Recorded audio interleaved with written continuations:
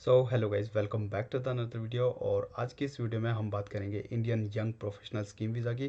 क्योंकि ये last time जब फरवरी में ओपन हुआ था तो भाई वेबसाइट पूरी क्रैश कर गई थी और मैंने काफ़ी सारे अपडेट्स वगैरह दिए थे वेबसाइट कैसे क्रैश हुई और क्या रीज़न था उसका और किस तरीके से अप्लाई करना था उसके लिए भी मैंने अपडेट दिए थे। और मेरे चैनल पे अगर जाके देखोगे तो वीडियोस ऑलरेडी है कि किस तरीके से अप्लाई किया था और बैलेट सिस्टम में किस तरीके से एंट्री लेनी थी। तो इसके सारी डिटेल दोबारा से इस वीडियो में बात करेंगे क्योंकि ये फिर से अपडेट आ गया है। लाइक लास्ट टाइम जब फरवरी में ओपन हुआ था तो उस टाइम पे लाइक टोटल जो है 3000 सीट्स अवेलेबल थी, जो कि वीज़ा अलोकेट हुआ था इंडियन यंग प्रोफेशनल के अंडर में 3000 सीट्स थी। But I don't know what was the reason, but पूरा 3000 जो सीट्स है वो फुल नहीं हुई थी। तो उसके रिगार्डिंग अभी जो रिमेनिंग सीट्स थी, सपोज करो 3000 में से 2000 फुल हुई थी, तो 1000 जो सिस्टम मतलब वैकेंसीज है जो कि वीज़ा जो रिमेनिंग था वो इस वाले बैलॉट में एलोकेट होगा। जो भी सक्सेसफुल एंट्रीज में पार्टिसिपेट कर पाएगा, मतलब जिनको भी सक्सेसफुली बैलॉट एलोकेट होगा। तो देखो, मैंने तो ईमेल जो है नोटिफिकेशन इनेबल कर रखा है। So if you want to do that same, you can simply visit the government website and do that. So I have recently received the email like 40 minutes ago, you can say.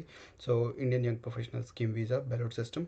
तो इन्होंने क्या बताया कि if you click on this, so time देखो यहाँ पे अभी मेरे को रिसेंटली रिसीव हुआ था ये। तो क्या कर सकता हूँ, मैं इस पर क्लिक करता हूँ, देखते क्या कहाँ पे जाता है। तो ये Indian young professional scheme visa ballot system page पे मेरे को लेके आ गया और ये देख सकते हो ये गवर्नमेंट का ऑफिशियल पेज है। सो कोई दिक्कत नहीं है।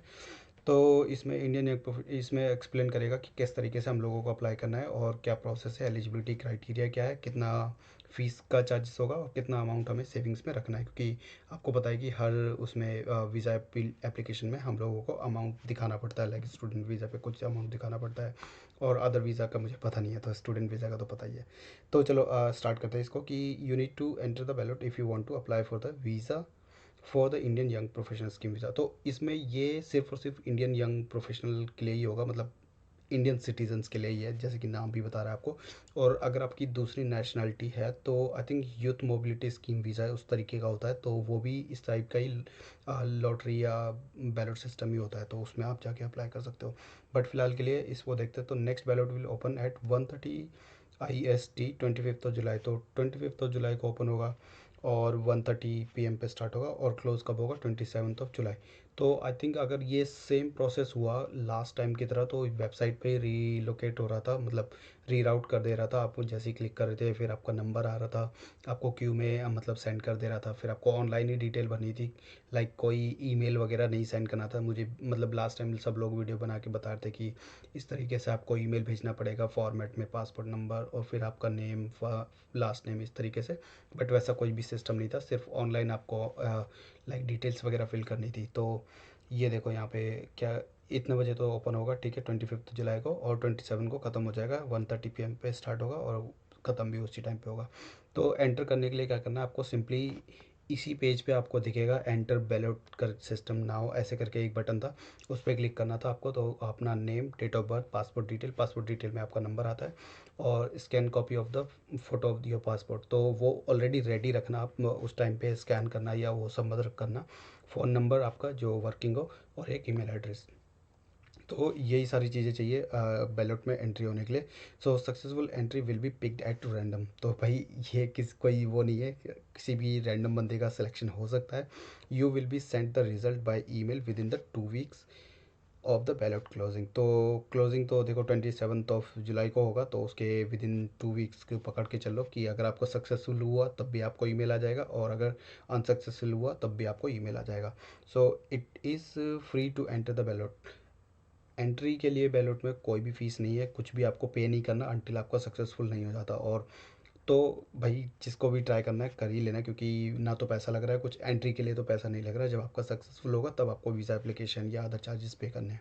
तो you should only enter if you plan to apply for the visa which cost 259। तो वीज़ा एप्लीकेशन फ़ीस £259 है and are able to meet the financial, educational and other requirement. So ये तीनों रिक्वायरमेंट मैं अभी बताता हूँ क्या क्या है। तो देखो इन्होंने ये भी मेंशन कर दिया, there are 3000 places available for the Indian young professional scheme visa in 2023। और लास्ट जो जनवरी, देखो most places were given in the February ballot, तो जो फेबररी में हुआ था उसमें जितने एलोकेट हो चुके थे, मतलब जितना वीज़ा रिलीज़ हो गए थे वो हो गए थे। अब जो रिमेनिंग है, the remaining places will be given in the July ballot. तो ये तो आपको समझ ही आ रहा होगा। So you can only submit the entry पर पर्सन ईच बैलेट। तो एक बंदा एक ही बार अप्लाई कर सकता है, मतलब any further attempts to enter will not be counted. So successful entries, if you're successful in the ballot, you will be invited to apply for the visa। तो visa application fees या कोई भी application fees IHS वगैरह, पहले आपको कुछ भी पे नहीं करना है। एंट्री आपकी सक्सेसफुल होती है तब आपको कोई भी फ़ीस या चार्जेस पे करना है। तो ये बहुत ही अच्छा तरीका है इनका कि कोई भी इनिशियल चार्जेस वगैरह आपको पे नहीं करना है। So you will have 30 days from the date of the email to apply online, pay the visa application fee and immigration health charge. So if you are successful in the ballot but choose not to apply for the visa, you do not need to tell us। Suppose करो अगर आपका selection हो जाता है, आपको visa application करने के लिए इनविटेशन आता है, but still you don't want to apply, तो आपको कुछ करने की ज़रूरत नहीं है, वो आपका ऑटोमेटिकली रिजेक्ट हो जाएगा। या जो भी आप, क्योंकि मतलब आपने एप्लीकेशन तो करा ही नहीं है, तो सिर्फ सक्सेसफुल एंट्री हुई थी। और अगर आप नहीं जाना चाहते तो इट्स फाइन, आपको कुछ करने की ज़रूरत नहीं है। और अगर आपका अनसक्सेसफुल होता है तो result of the ballot are the final, you cannot appeal if you are unsuccessful, you can enter future ballot if you are unsuccessful। तो उस टाइम पे तो रीअप्लाई या कुछ भी रीअपील वगैरह कर नहीं सकते, बट हाँ नेक्स्ट जब मेरे ख्याल से ये फेब में दोबारा आएगा 2024 में, तो उस टाइम पे आप अप्लाई कर सकते हो। तो इसकी वो देख लेते हैं एलिजिबिलिटी कितना है। So check you are eligibility के लिए तो देखो, फर्स्ट जो है इंडियन सिटीजन होना चाहिए और 18 to 30 ईयर्स ओल्ड होना चाहिए। So be at least 18 years old on the date of you plan to travel, तो उस टाइम पे आपकी 18 से ऊपर होनी चाहिए, 18 ईयर से अबव। और क्वालिफिकेशन के लिए बैचलर डिग्री मिनिमम होनी चाहिए, और इसके लिए ऊपर की जो डिग्री होगी वो वैलिड होगी। ये आपको रेगुलेटेड क्वालिफिकेशन क्लिक करके चेक कर लेना आप, मैं लिंक दे दूंगा डिस्क्रिप्शन में इस पेज का।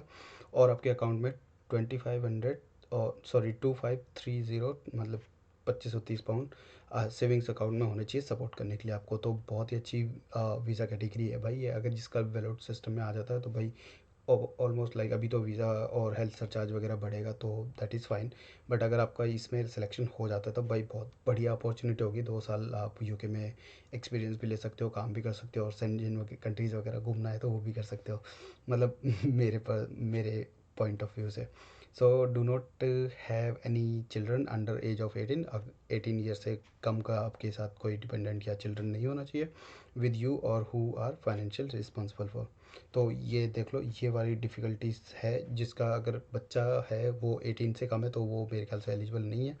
सो क्वालिफ़िकेशन के लिए तो आपको बताइए बैचलर्स डिग्री होना चाहिए, उससे अबव के लिए ये चेक कर लेना कौन कौन सी डिग्री अगर आपको है या नहीं। तो पैसे कितना लगने चाहिए, तो 2530 पाउंड आपके अकाउंट में होना चाहिए, वो भी 30 डेज़ ओल्ड, जो कि इनका रूल है। 28 डेज़ भी चल जाता है। Money available for at least 28 days in a row. तो 28 से 30 डेज़ के बीच में होना चाहिए आपका, ठीक है।